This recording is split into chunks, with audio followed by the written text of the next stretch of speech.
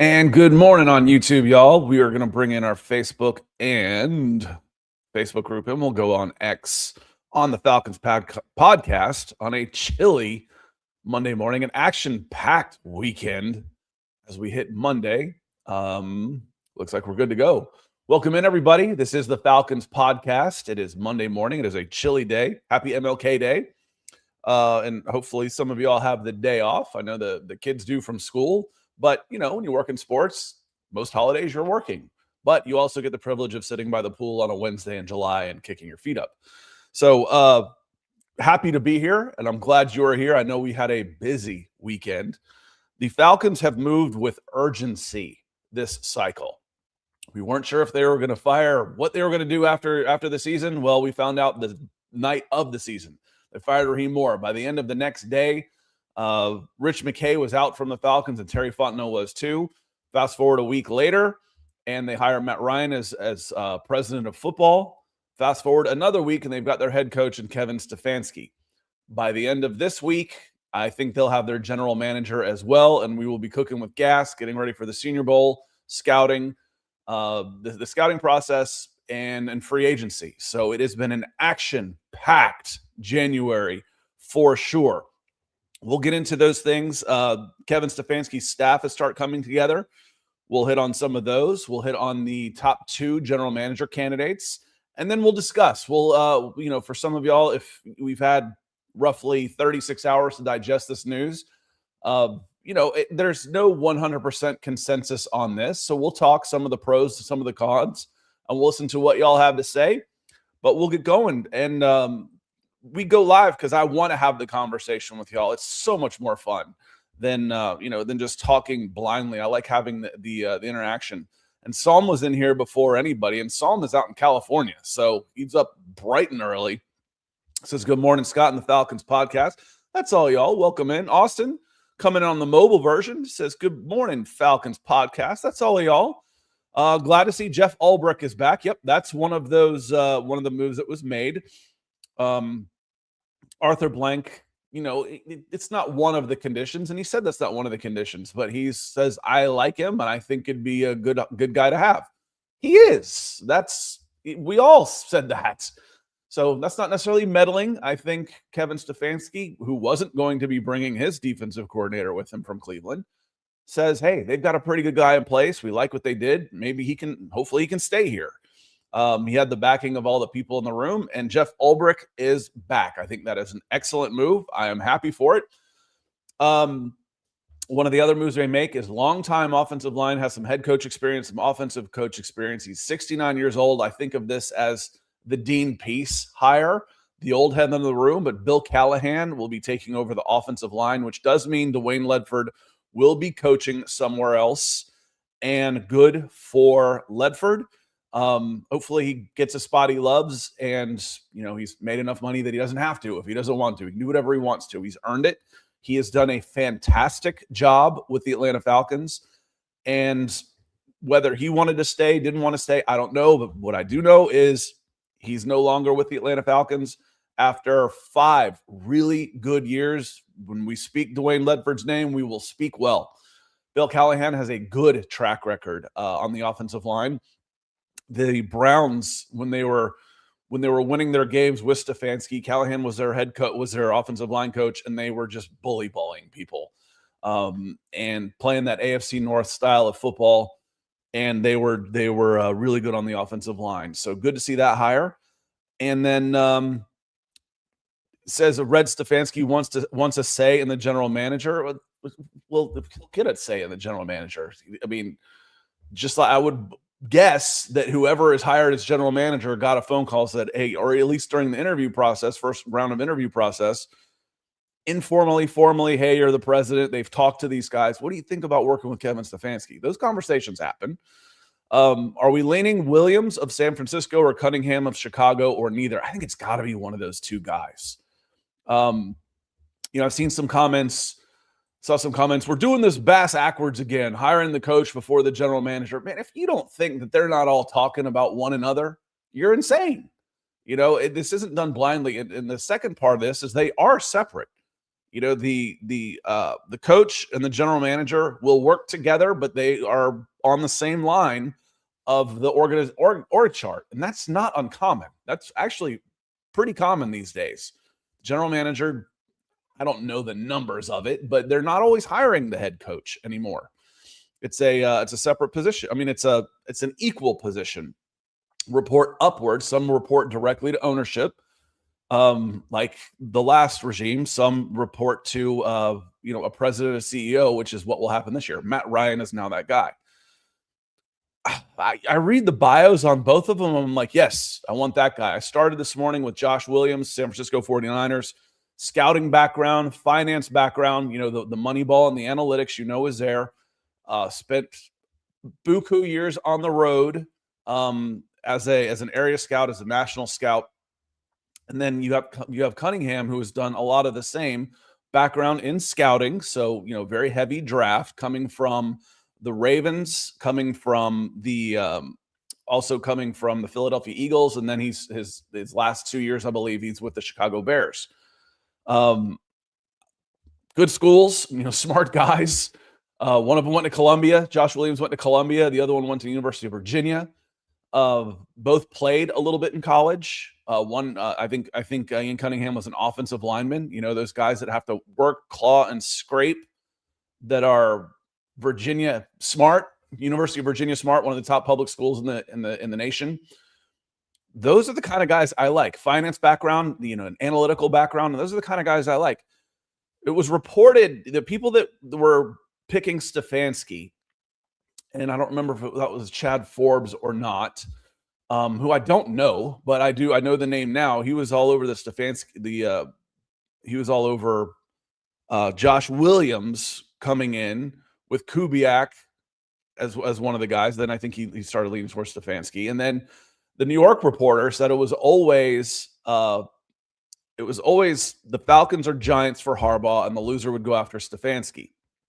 That happened, coincidentally or not. There's a lot of ties with the Bears and the Atlanta Falcons in recent years. So Cunningham makes some sense, but so does Josh Williams. Whoever gets him gets the promotion as a minority coach, unless there's some loophole, and there shouldn't be because they've both been there long enough, and it's a promotion to a general manager spot. If they hire Williams, the 49ers get 2 third-round compensation picks because they both are minority hires. And then Cunningham, if he's hired, the Bears would get 2 third-round comp picks in, I don't know if that'll be 2026 or 2027, to be honest with you. Probably next year, probably 2027. It's got to be one of those two, Austin. Another PR, I was like, no, man, this was last year. He says, is it correct that Marquise Williams is at the Shrine Bowl as head coach? It is true. He is the head coach of the Shrine Bowl again. He was the Shrine Bowl head coach last year. Atlanta Falcons special team coach. Can't say former yet, but it's coming, because there's just no way, unless he's got some dirt on Arthur Blank, that Marquise Williams is special teams coordinator for the Atlanta Falcons next year. But he is, for the second straight year, the head coach of the East team at the East-West Shrine Bowl in Texas. So it is happening again. Silas, good to see you. Feel like it's been a while, Silas. Says good morning, everyone. He's got the coffee emoji. Right back at you. I'll drink to that. John Harrell. John, hope you're doing well. Thank you for being a member also. He says, Scott and Nick and Falcons family, that's all y'all. He says, I'm still not sure about this hiring. Make me trust the process. I think the process was good. I don't necessarily trust the process. You wipe the slate clean. You go for a complete culture shift by getting rid of a lot of the old voices in the room. Terry had been there for 5 years, which is a generation in the NFL. Rich McKay's been there for 20 years, which is a lifetime in the NFL. Those two are gone. Raheem Morris has spent a lot of years in that building too. He was with the Falcons for 5-6 years as an assistant, interim head coach, then 2 years as head coach. He's gone. You bring in Matt Ryan, who is a well-respected leader in this community and in the NFL, to head up football. Now you bring in a 2-time coach of the year who's 43 years old, who won with the Cleveland Browns in a place that's almost impossible to win before it eventually and inevitably fell apart. That happens, especially in Cleveland, especially when you give up 6 draft picks, including 3 first-round picks, and $45 million a year in guaranteed salary. The worst part of this for Cleveland, and the extent they've been trying to kick the can down the road. They still have the Cleveland Browns after 4 years. They still have $130 million. They've only been through $100 million. They've only accounted for $100 million of Deshaun Watson's contract. They still have $130 million on the books. If they cut him right now, it would be I think will be $130 million dead cap. He's got an $85 million cap hit this year. They'll have to restructure him again to create some room and push some more money down. They're going to be paying him like Bobby Bonilla. He's gonna end up signing a contract with deferred money for $5 million a year for the next 20 years. That's bad. Your big free agent signing was Jerry Jeudy. He was with the Broncos. He was a diva wide receiver who was an underperformer and disappeared in big moments. I was thinking about Jerry Jeudy, and I was like, he's Calvin Ridley light, but then worse. The things you like about Calvin Ridley, Jerry Jeudy's probably a little not quite as good at. The route running, the catching, the actual play, the distraction on the team, and being a pouty diva, he's probably a little worse. So I don't know who the general manager is at Cleveland, and I don't know if he's been the general manager for 5 years, but he's made some. You ought to be. I mean, obviously, the Deshaun Watson one's fireable right there. They've made some questionable moves in that tenure. And I see people say, well, if he didn't like what they were doing, why didn't he just quit? Because that happens. I'm going to walk away on my contract that's paying me 8 figures and just leave. No, you don't have to stay long. One bad season in the NFL, and you're probably going to get fired. Took 2 because he's had such success.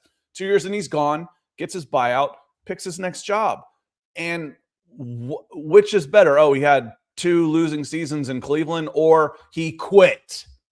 Which is more damaging to your to your Q rating? Definitely stick it out. Stick it out. Well, he's not quitting. Nobody quits. Well, Mike Tomlin just quit. Yeah, and it was a shock. It was a shock. It does happen. And that's the exception to prove the rule. Otherwise, nobody just quits. Why didn't you just quit? Sure, because that happens so often. 9 guys got fired this year. Nobody quits. They all get their buyout on that. It is good to see you, Michael Ronquillo. The Ronk coming in, the sunrise. Now that Broncos for Breakfast is going head-to-head with the Falcons podcast on Mondays, we don't get to see you quite as often. So very happy to see you here. I know you're up bright and early with us as well. I'm gonna hit retweet on this repost on this Falcons podcast on X real quick. Do the same if you happen to see it and you're watching on there. Sam, good morning, Sam. Hope you are doing well. And AJ is a new member, followed the call to action. And want to say thank you. We've gotten several new members, so I want to call out a couple of names over the weekend who also became members, give you some shout outs. AJ, Schmitty Falcons fan, Abel, and Mark Karani and Craig Hurst. And then I mentioned Devontae and Jason Duckworth last week. So 5 new members. Thank you so much. AJ, I actually saved your comment. I saw the notification on my phone because I thought it was a good one. Just how close are these Atlanta Falcons? He's got it was on our gut reaction, has a real nice post saying, I preferred Harbaugh, LaFleur, and Kubiak. Understandable. Those are great candidates. But winning 11 games for that dysfunctional franchise is crazy good, and doing it twice. Nobody's done it since. Did Belichick win 11? I don't remember for sure, but other than that, it was the 80s. No one else had won 11 games, and he did do it once in a 16-game season. So apples to apples there for Kevin Stefanski. Matt Nagy was coach of the year Not twice he wasn't. I love the days of Thunder, the ultimate arrogant comeback. You got a little loose coming out of corner 3, the NASCAR racing movie. Coming out of the corner, you got a little loose, you got lucky there. And Tom Cruise's character says, if you think it's luck, let's do it again. Well, he did it twice. He did do it twice. But talking about, AJ says, I'm excited to see what's next. If 2 things happen, can you not screw up timeouts at the end of halves and hire a decent special teams coordinator? Doesn't that seem like just the basics? Just don't be awful on special teams and don't have awful clock management at the end of halves. That seems like the basics for what you would expect, doesn't it? Well, the Falcons didn't have it. Those are pretty low expectations. And if they have those 2 things, they're probably 11-6 and in the playoffs, and there's not a dominant team in these playoffs. The closest thing right now is the Seattle Seahawks, and we all know Sam Darnold is capable of having a game that you can't win with, a CJ Stroud type of game. So it's such a missed opportunity this year that they had, and it's frustrating. It is, and who else was frustrated besides y'all? Arthur Blank was. He freaking cleaned house, is what he did. Trenton says, Scott, the Falcons are a competent team. Let's fly. We'll see.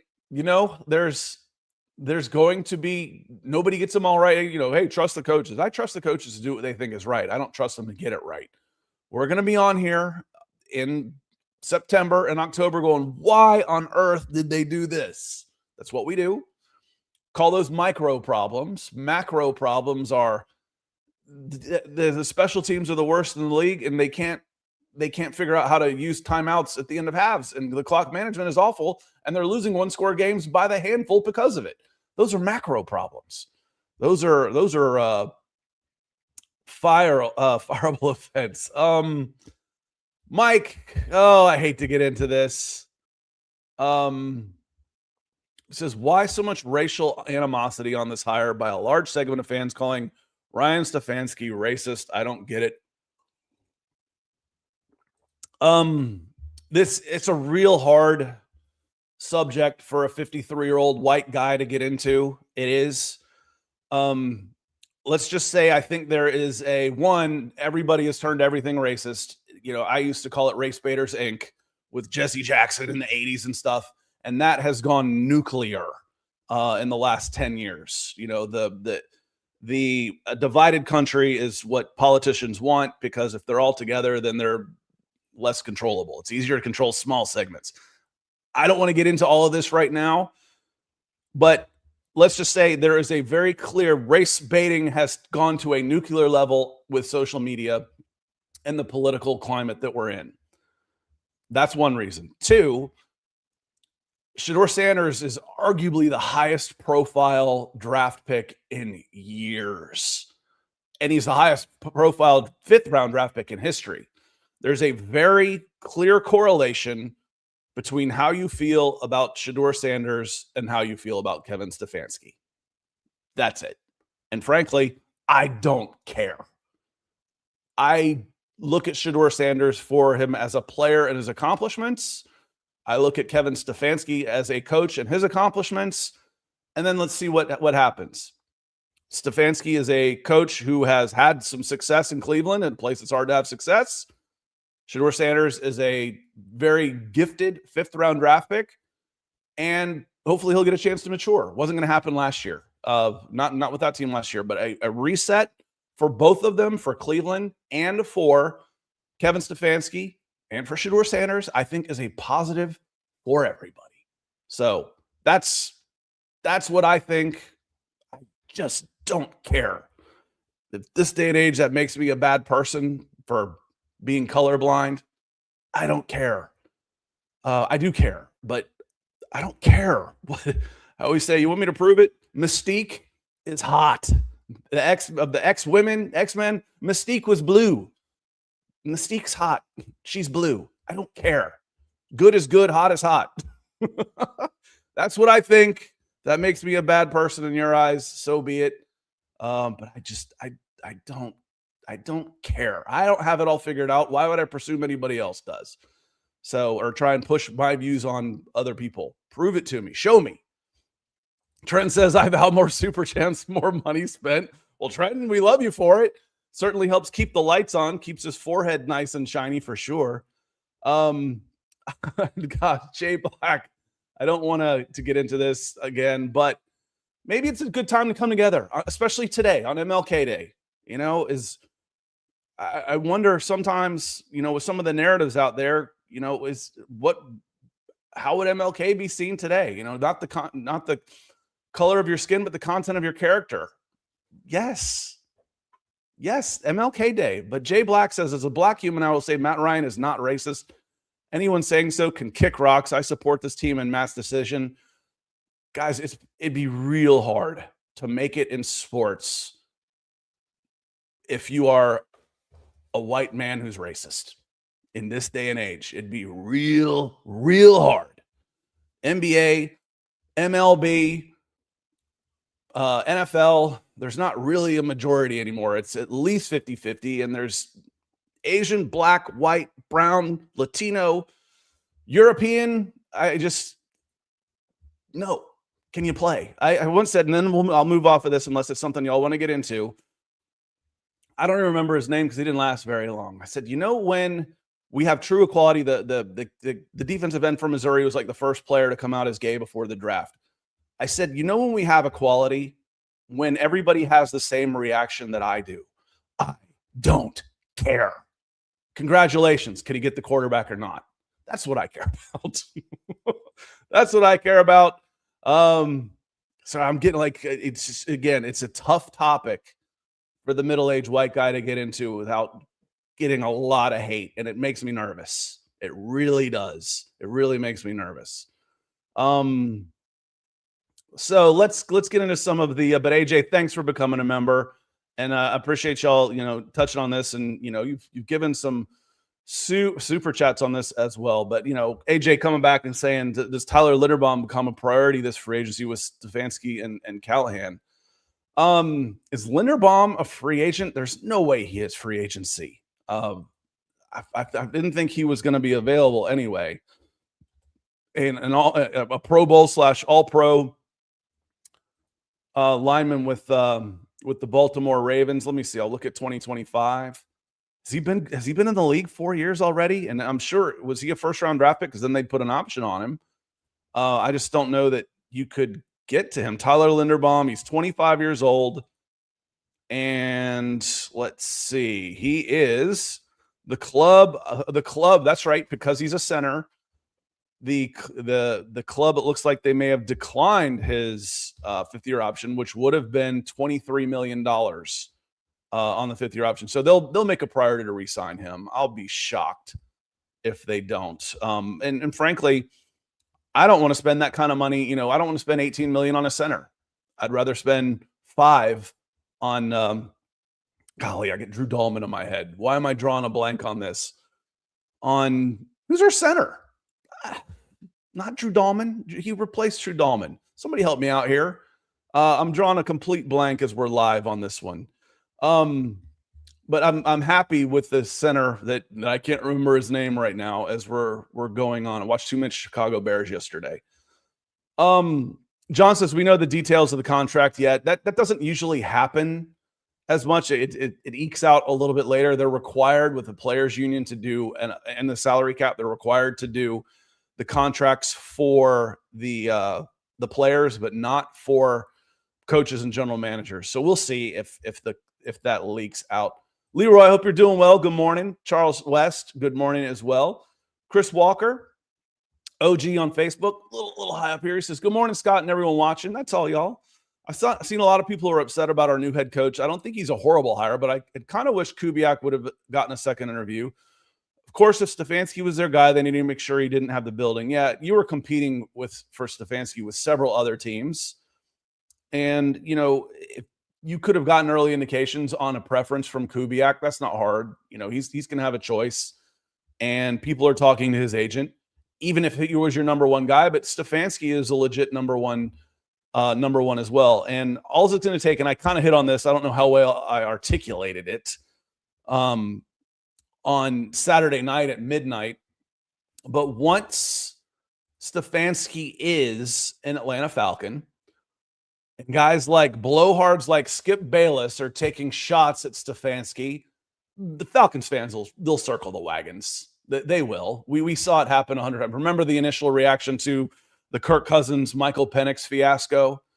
Everybody was like, what on earth are they doing? Then by the end of 6 weeks later, everybody's like, oh yeah, this was a genius move by Terry Fontenot. People are fans. They want to believe, they want to protect, and they don't like, hey, I can call my general manager an idiot, but Bayless, you don't get to. It's like a sibling thing. Falcons fans will circle the wagons on this. And it's okay to be skeptical of this hire. If you're placing bets, I'll bet 10-1 right now that Kevin Stefanski is fired. You know what makes me think that? Every Atlanta Falcons coach that has ever been hired, short of Bobby Petrino, who would have been fired, has been fired. Every single one of them. Just a matter of time. What can you accomplish on the way? Now, can we get 10 years and 7 playoff runs before it starts to, you need a new voice and you need a change? That'd be nice. It's not, coaches are hired to be fired. I told you he was going to be fired. He was going to be good. Oh, wow. That's really going out on a limb. I pulled that out on X also. It's not going out on a limb to say that this will eventually go bad. It almost always does. There are very few coaches in the history of this league anywhere that get to leave on their own terms. Very few.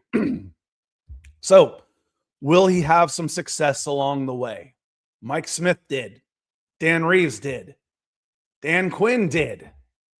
Before it goes bad, and then you try and do it again. You just hope that you build with your general manager hire, with your general manager hire and your president of football hire, that you build an infrastructure that is strong enough to support that change. If you have one bad season, or you make a change, or somebody leaves, that the structure as the whole is good enough. And that's why the premier franchises in the NFL stay premier franchises, and the dregs of the NFL have stayed the dregs of the NFL, despite the things the league does to try and prop up lesser teams. What are they? There's a a phrase in soccer is like, quality tells, something like that. If you're good, you're good. And some teams have a better history, infrastructure for long-term success. Hopefully Arthur Blank is rebuilding that now, because there's a lot of good pieces in place in this city. We know this. The stadium, the financial backing. Arthur Blank is a good man to work for. He'll spend the money on free agents. He will invest in this team. Those are all good things. Now get the right people. That's been the hard part. That's been the hard part on that. Let's see here. Mike also coming in saying that Bill Callahan was hired as offensive line coach. I like it. I do too. He's the old head. How much longer does he want to go? He's got some head coaching experience with no desire to be a head coach again. Those are good guys to have on staff. Those are the consiglieres, the old heads. It's who the Falcons offense needed last year, the last 2 years. You bring in a first-time offensive coordinator, play caller. They really could have used a guy like Bill Callahan in there to, a steady voice with history, a wise old man in there. They missed on that. You can have a bunch of young guys, that's fine, but you need somebody on that side of the ball. I do like the hire. If I have my druthers, do I want to keep Dwayne Ledford? Probably, but that's okay. Can you replace quality for quality? But thank you, Mike, and thank you for being a member. Charles West, thank you, my friend. He says, Scott, you're the best Falcons show on YouTube. Well, I certainly appreciate it. With people like y'all, the support, the channel has definitely grown. The views are up. We did a bunch of views over the weekend, and then I'm looking forward to, how I really first started building this channel at all was with Senior Bowl stuff and an NFL draft thing. So we're gonna hit that hard. I'm heading for Mobile in about, that's next week. I'll leave Tuesday morning. They've changed the practice schedule a little bit. So instead of Monday night, I'll leave Tuesday morning. Tuesday practice, get a first look at everybody. We'll go live on Wednesday. Wednesday practice, Thursday practice, get home late on Thursday night. We might go live on Friday if I have any energy left. Those road trips and working those 16-hour days were a lot easier when I was 33 instead of 53. And Ryan Newsel, thank you, Mike. Ronk coming in with a super chat to remind me. I just totally blanked on that. And it's a little behind the scenes, like y'all even care. But, you're here with me this morning. I am awful at crossword puzzles. I'm awful. Because if I find something that I think fits, here's a 4-letter word for it's a 4-letter word here that fits that means defecation. I'm like, well, shit. I can't think of anything else. Well, poop, crap, that fits too. Great show this morning, Scott. I can't think. I get locked in. I can't think. So I get Drew Dahlman stuck in my head. I'm done. So that's when I needed a break, and it's hard to do that to look it up. What the hell is the name of this guy? I can't believe I'm stuck on Drew Dahlman. So thank you, Michael, on this. And Mike, this is one of the guys I was thinking of too, was Tom Landry. If Tom Landry can get fired, if John Harbaugh, what was it, Marty Schottenheimer, LA Chargers ref. I think he was 14-2, if I'm not mistaken. I think he was 14-2.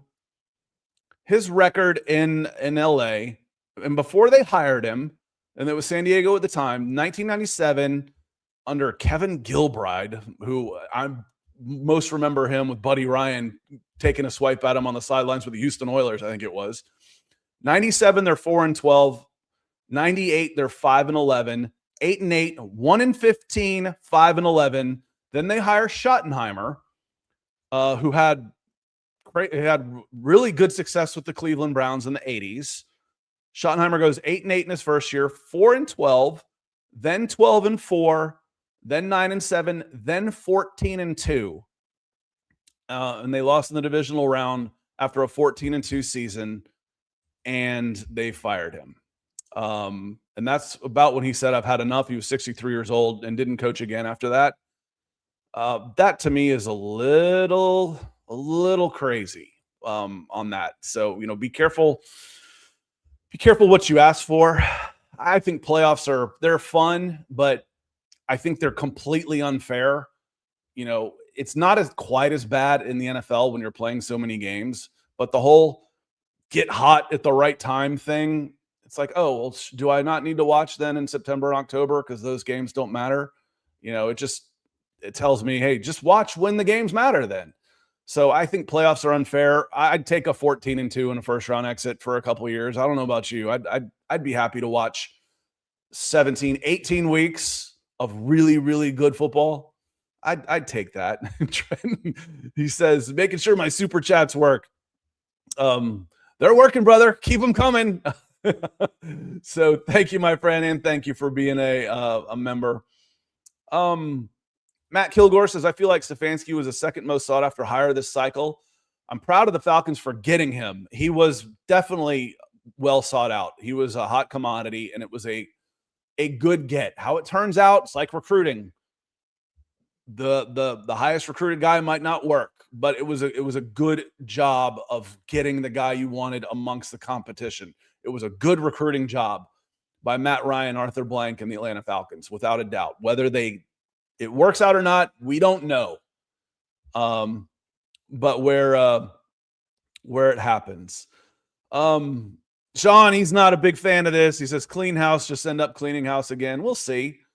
We'll see. I think Matt Ryan's probably got a chance to stick around if he wants to. You put $250 million in the bank, you might decide you don't want to do on all of this as much. Let's see, as we're coming through this. I got over some. I'm skipping over some of the comments earlier, going back down towards the bottom to get here. Michael Lewitzki, Island Mike, hope you're doing well. Hope you're staying warm. He says, I read the Falcons didn't want Kubiak because he was too laid back and wouldn't make a great leader. I don't buy that. That's somebody speculating. The other speculation was that Matt Ryan preferred somebody with previous experience, which would take away which would take Kubiak out of the mix. That's speculation, and I don't buy that he was out of it because he's too laid back. Laid back's okay as long as you surround yourself with some fire and brimstone guys. Ulbrich can be that guy. Bill Callahan, I need you to be the bad guy. I'm going to bring in my old head. I need you to be the bad guy on this. So you have a big staff for a reason. And I don't buy that at all. I think they like Stefanski. They wanted Stefanski. They hired Stefanski. And as far as the other top candidates, I don't think Kubiak is as highly sought as we think he is. I don't know. It seems like, the national press doesn't give him near the same love that we have down here in Atlanta. And I don't understand why. Maybe we're right down here and they're wrong. It's like, oh, he ends up in Arizona. Yeah, I think he's got he's a better candidate than to end up in Arizona. Sorry, Arizona, for, saying that, but Arizona hasn't been a great franchise and it's not a great job. Then I think Kubiak is a really good candidate. And I think really, y'all, the other, as far as assistants go, first-time assistants, the main guy right now, coming out of the Harbaugh and Ravens tree, both Harbaughs now, I think the main guy is probably Jesse Minter. And I'll be a little surprised if he doesn't end up in either Baltimore or Pittsburgh, which are, the two top open jobs as far as I'm concerned. So I think Minter is probably the number one candidate among assistants right now. But again, we would have pushed him down here because we don't want another defensive assistant. Now it's worked out really well in Pittsburgh, when they've only hired 3, but three coaches, and I think all of them were defensive assistants at the time. But I wanted an offensive guy, and it looks like Matt Ryan, again, my experiences watching Matt Ryan biased me towards wanting an offensive coach. It obviously did Matt Ryan as well. Charles coming back in. Who do you think will be the best offensive coordinator hire for our success? Kevin Stefanski. I mean, it's basically his offense. It looks like he's going to bring in Tommy Rees, who was his offensive coordinator in Cleveland.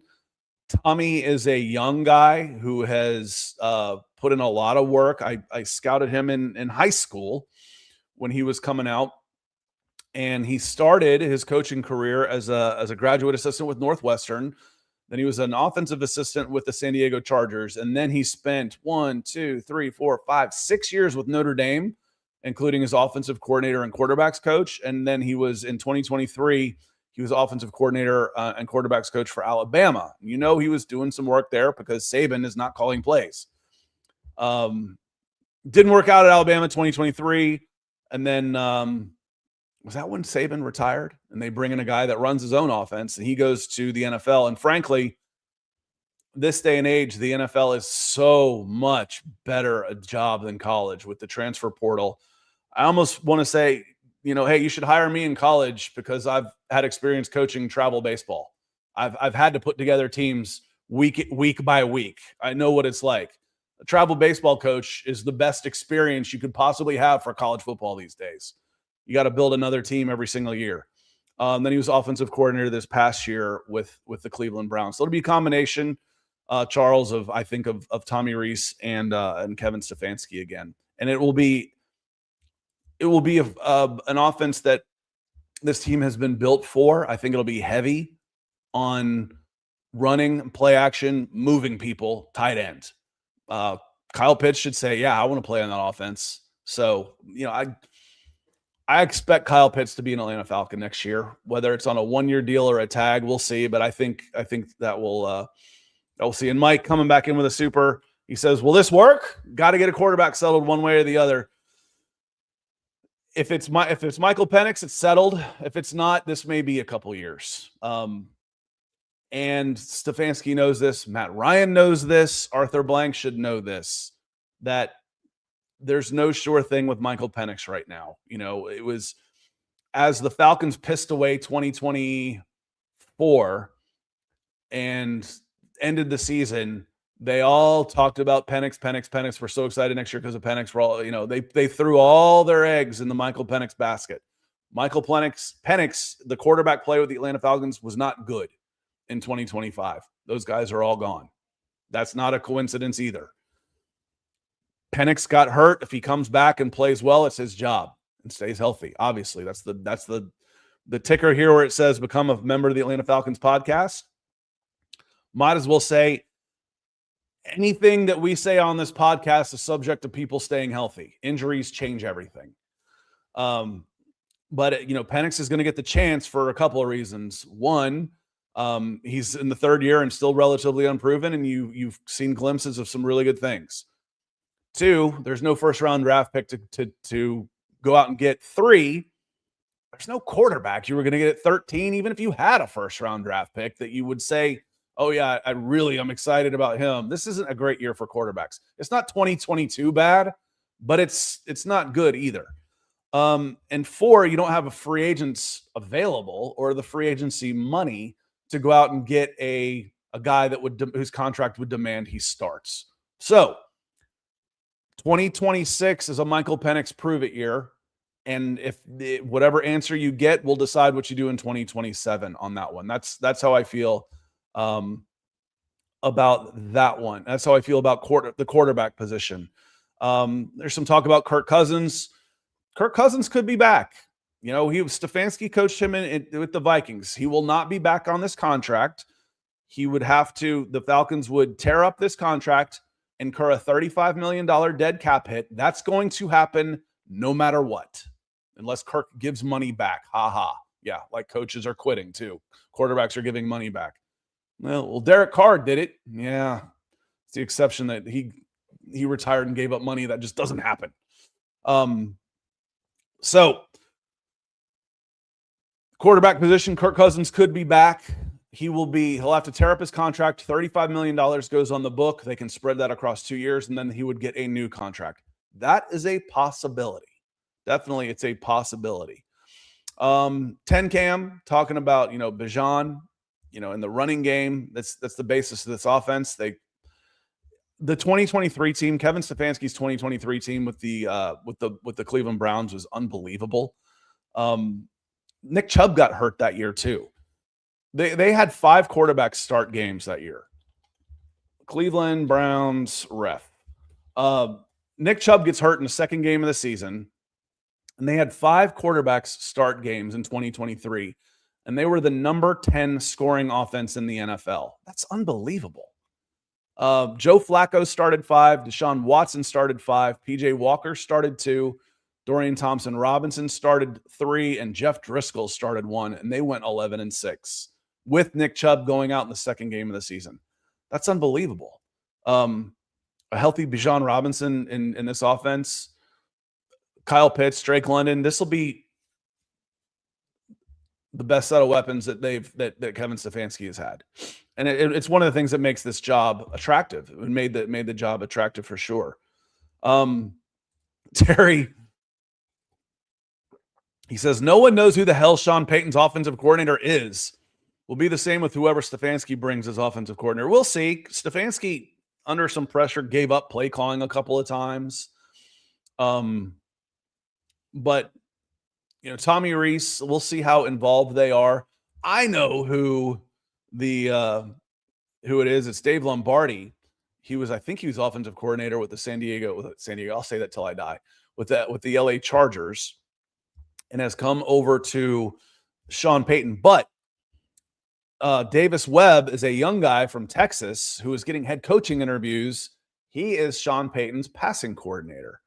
So he's getting interviews for offensive coordinator, and he's actually gotten a couple head coaching interviews. So, coming out from the Sean Payton tree is also a very good resume enhancer too. But Lombardi got his chance and he wasn't very good. And right now he's just, he might be a lifelong assistant and he can have a hell of a career winning a lot of games with Sean Payton on that one. That's what I've got on that. Charles says, since we have Stefanski, does that help with the possibility of keeping Algier? You never say never, but I don't want to put $7-8 million into Tyler Algier when I've got Bijan Robinson. We saw his touches go down as the season went on, and Tyler has earned the right to be running back, a starting running back in this league. So I think that's what I think Tyler Algier is gone. I've had him since the day they drafted him. They drafted Bijan. I've had Tyler Algier gone after this contract. And frankly, I've said this a zillion times. I'll say it again.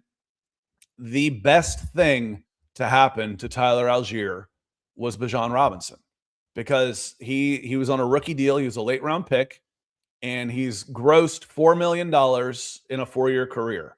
Now, that's nice money. Trust me, I'll take it. You want to offer me $4 million for the next 4 years? I'll retire in 4 years. But for a 22, 23-year-old person, $4 million is not necessarily life-changing money, especially for a professional athlete. It's life-changing. It's not life guaranteeing for the next 50 years of their life. He'll triple his money next year. He'll put $8 million in the bank next year, in the next 12 months, between a signing bonus and his salary. He'll make $8 million next year. And good for him. He wouldn't have been able to do that if he had 1,500 touches over the last 4 years. He would be washed up, beat up, and spit out. But right now he's seasoned without being beat up. So looking forward to it. Looking forward to watching him play. I'm going to be a Tyler Algier fan for life. Looking forward to watching him play again. Let's see. I think that's about the main things I wanted to hit on. I had written down Bill Callahan. Oh, one of the interesting things, Pro Football Reference, as you're looking these guys up, what they have done, it also says, who have they worked for? Do you think this guy can tell some stories in his career, besides being in and around the NFL and college football for almost all of his life, as he's pushing 70? He's worked for Jason Garrett, character down in Dallas. He's worked for Jay Gruden. He's worked for Eric Mangini. Do y'all remember him? He's worked for Rex Ryan, another off-the-wall dude. And he's worked for John Gruden. He's also, worked for Kevin O'Connell and Jim Harbaugh. But those guys have actually worked for him. This dude could have some stories. So definitely fun. Real Talk Gamer says, how do you expect the new regime to approach this year's draft? Good question. All I can say for me is get positions of need and value when you can. I think that should be everybody's philosophy. The best prospect available thing, while ignoring needs, is, I don't particularly like that. Now, if you're in the top 10, okay, that's one thing. I might be able to get if I can get a multi-year Pro Bowler here, get him. And if you do, then that's good. But you've got to, when I get down past the top 7 or 8 players, the difference between player 18 and player 20 is in the eye of the beholder. There is no best prospect available at that point. I want to find the best guy. I've got tiers of guys. Like if I look at grades, like I'm watching Madden, and if I've got 4 guys that I've got rated 88 that are next on my board, I need to pick the one that I need the most. And the Falcons historically haven't been great at that. Weren't great at that under Terry Fontenot. And I would also like to see them move down here and there and pick up a couple extra day 3 picks. I can move down 5 spots in the second round, still get a defensive tackle, and pick up a 5th rounder. Okay. I like that. Tyler Algier was a 5th rounder. Ryan Newsel was an undrafted free agent. Drew Dahlman, I've got him stuck on the brain. He was a 4th round pick. The only time Terry Fontenot traded down, he got Drew Dahlman out of it. Ended up being the best player out of that entire pick. So I think I am about to get out of here unless y'all have something else like this one. Question: 4th round pick for QB Stetson Bennett? No, and hell no. What is Stetson Bennett? Was he 7th round? When did he get drafted? Stetson Bennett. When did he get drafted? I think he was If he wasn't Mr. Irrelevant, it was close. He was 4th round. All right. Has his value gone up based on what he's done in the NFL, or has it gone down? Or has it stayed the same? I wouldn't send a 4th rounder for Stetson Bennett. He has been coached and worked for and played for Sean McVay, who's had success at the quarterback position with a couple of pretty good quarterbacks. Jared Goff left LA and has had success as well. And Matthew Stafford, to me, is one of the best quarterbacks that's ever suited up. But I don't think Stetson Bennett has become more valuable on this one. Trenton says Stefanski's protecting his QB as his first move, competence. Now, where does that come in? You've got 5 guys returning. They're all under contract this year. Jake Matthews, Ryan Newsel, Matthew Bergeron, Chris Lindstrom, Caleb McGarry. Whoa, did this happen for real? Did the Bills really fire McDermott? Did that just really happen? I know we're live here, or is this just speculation on this? Because we've had a lot of crazy stuff happen in the last, as we are going live. Sean McDermott out in Baltimore by Tom Pelissero. Is that 11 teams now? I've lost count. I think that's 10. 10 out of 32 teams. 22 out of 32 teams kept their, a third of the league has turned over head coach. And I'll ask this again. Does Raheem Morris get a head coaching job? Probably not. You've got 9 open position, and your head coach was so bad last year that he's not qualified to take a new position. That's, to me, is telling of the previous process. What about Arthur Smith? Does Arthur Smith get another job? 9 head coach openings, and your last 2 coaches don't get a spot, are not hired. To me, that tells you the quality of your last couple of hires. So we'll see on that one. And Jay says, I'm glad we got Stefanski. So am I. And listen, I've said this before. It's not a binary world. There's not, this is great and this sucks. I understand why people would have apprehension about Stefanski. I'm not 100% in on anybody. I like the hire, but does that mean I'm 100% confident that he's going to have success in Atlanta? Come on. It's the Atlanta Falcons. I'm not 100% sure about anything that they're going to do.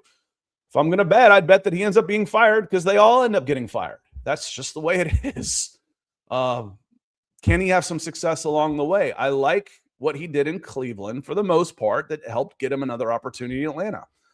I like how he matches up with what Atlanta has in the roster that they have. I think he's an improvement over what Atlanta has had. And Atlanta was one play away from being in the playoffs this year. It was 8-9 and tied for first.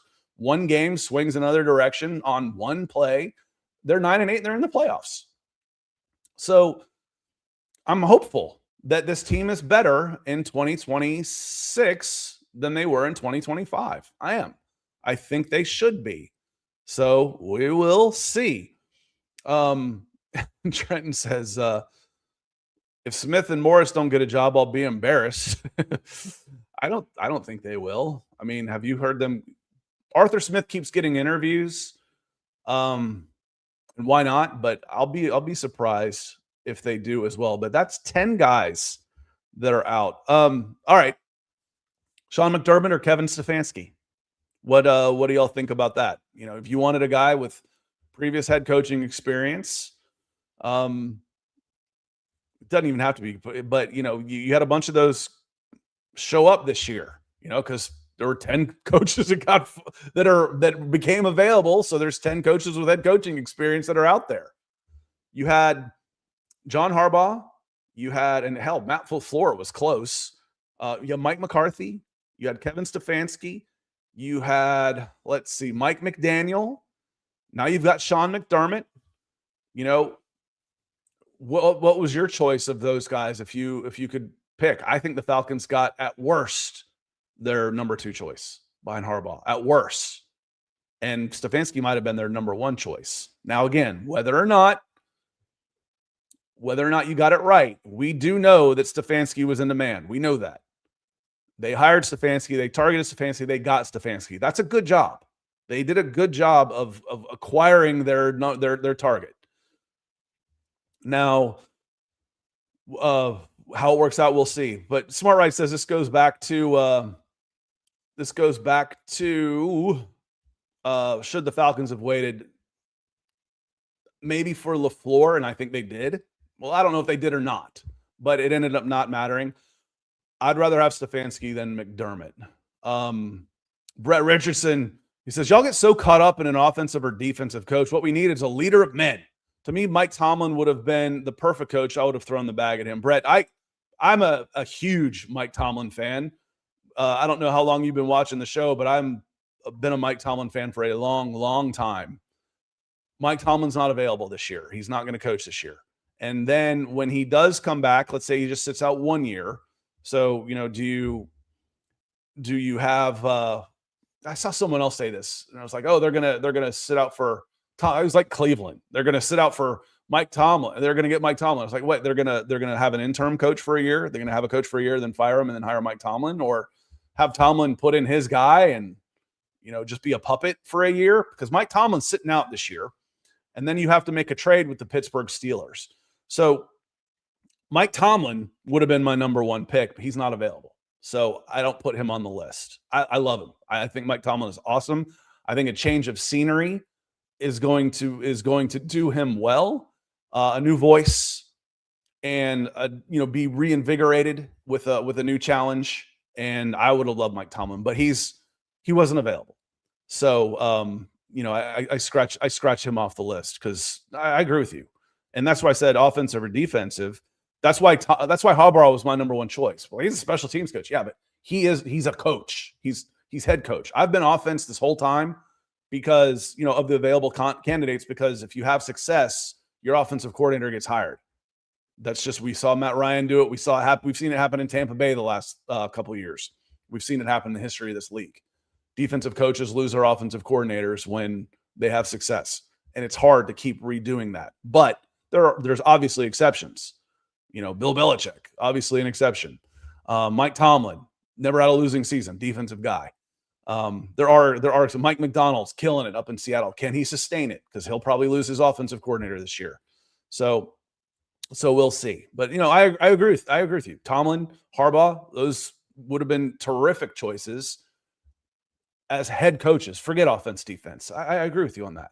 But he ain't available, and Harbaugh wasn't picked. So the Buffalo Bills now have an opening as well. Who gets that spot? Chris says, you got a hunch or a feeling about our next GM? I've thought it was Ian Cunningham for a while, just because it seems like the Falcons and Bears have been tied at the hip the last 4 years. But I see a lot of what is in San Francisco and the success they've had in building a system and building an infrastructure that I think is more stable than what Chicago has had recently. But Ian Cunningham also comes from the Eagles and Ravens. So to me, that's more of the selling point than that he's with the Bears. And the Bears have gotten better since he's been there, no doubt. I don't know. I'm happy with either one of them. I really am. Bills are going to be a top spot. Yes, they will. McCarthy to the Bills. Actually, McCarthy's got some Pittsburgh ties. I think what Schefter was saying. He's from that area. McCarthy ended up back in there. And Brandon says, do we do the process backwards again, hiring the coach before the GM?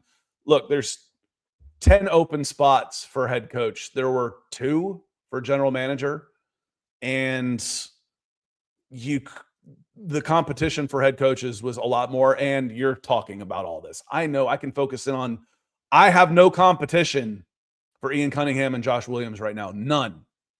I can talk to them and get their opinion on, hey, I'm just doing a background check. What do you think of Kevin Stefanski? He's great. If I had a chance to work with him, I'd love to.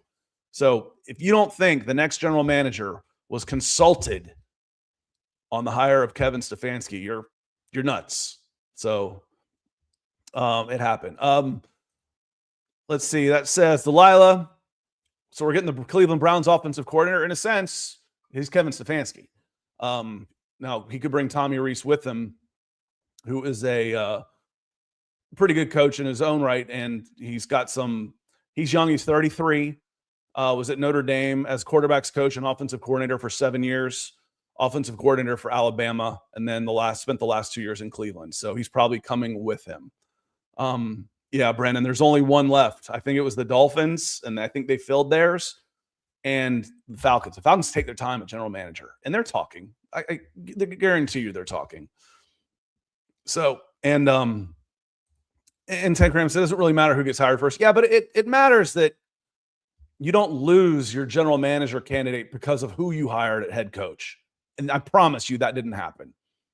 I don't know who's number one on their board, but if they don't get their number one, it's because that guy wanted to stay where he is for one more year, and maybe the Falcons weren't. It wasn't because they hired Kevin Stefanski. They were consulted on the Kevin Stefanski hire. I promise you that. On that note, I feel like I missed a super that came in. I think I got everybody, but just in case, let me check. The last one was from Trenton, who's also a member. So I'm going to get out of here. My voice is starting to give out. We're over an hour. It's been crazy busy. Keep those notifications on because it's going to happen soon now. What are the Falcons waiting for? They're waiting for their top two most connected candidates to be out of the playoffs. That happened. San Francisco got beat. Chicago got beat. Ian Cunningham, Chicago Bears, is now available for interview/hire. And Josh Williams, San Francisco 49ers, is now available interview/hire. And right now it looks like Arthur Blank and Matt Ryan are not effing around. And this could happen in the next day or two with the general manager. So AJ, thank you for signing up and becoming a member and joining the nest. Trenton coming in with several super chats. Mike as well. Jay Black, good to see you. Charles a couple times. Thank you, my friend. Michael, helping me out with my brain fart on the starting center for the Atlanta Falcons is Ryan Newsel. You moron. Thank you. Thank you for keeping me going this morning, Mike. And let's see. Real talk, gentlemen. I did get this one. And I think that is everybody we're saying shout outs to. Make sure you hit those notifications because, again, we'll go live. If anything breaks, we'll have a gut reaction. And I'm also putting up videos all the time that are not necessarily live streams, but videos from the Atlanta Falcons. And you're not going to want to miss the Senior Bowl stuff. I promise you. Going down there with 2 cameras, hopefully come out of there with 80 highlight videos. The offensive and defensive lines get about 500,000 views each. So looking forward to doing that starting next week. And by then, the Atlanta Falcons will have a general manager in place, and they'll have some people scouting the Senior Bowl, I promise you. Y'all enjoy the rest of your day. Hopefully you got a day off and are enjoying it. Appreciate y'all being here. We'll see you next time.